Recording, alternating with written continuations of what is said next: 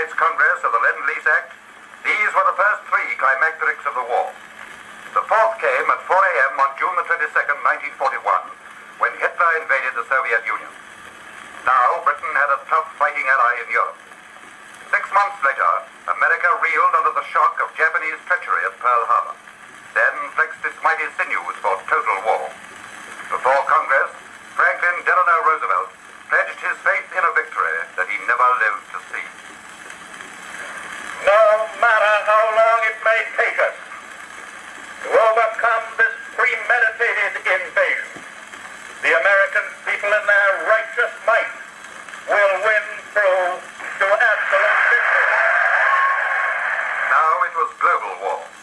Swept from Malaya, Burma, and the Pacific Islands by the first fierce tidal wave of Japanese militarism, the democracies regrouped their land, sea, and air forces, while the great arsenal of America forged and sharpened the weapons of retribution. And on March the 21st, 1942, a new comradeship in arms was declared at Spencer Street Station, Melbourne, by General Douglas MacArthur. I am glad indeed to be in immediate cooperation with the Australian soldier.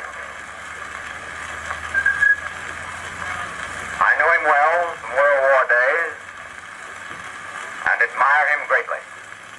On the other side of the world, in Britain, war workers on the production front sang with new heart at their benches and lathes.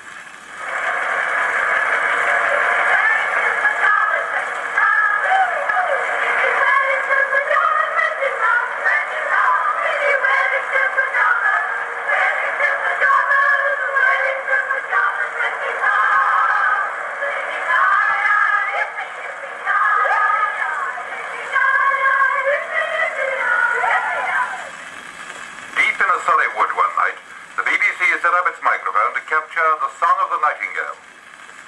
The engineer's vigilance was rewarded, and then a grim new meaning was given to the words of the Greek poet Callimachus.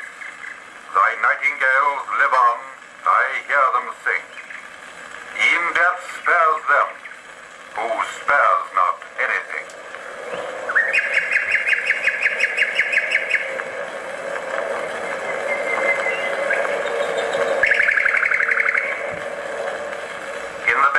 Is the sound of death.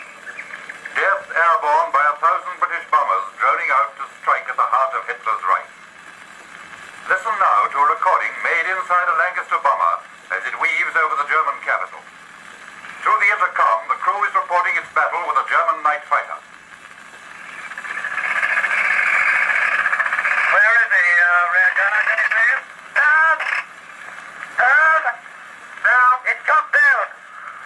He's dropped down. Down. Did you shoot him down? Yeah, he's got him, boys. Right in the middle. Bloody good.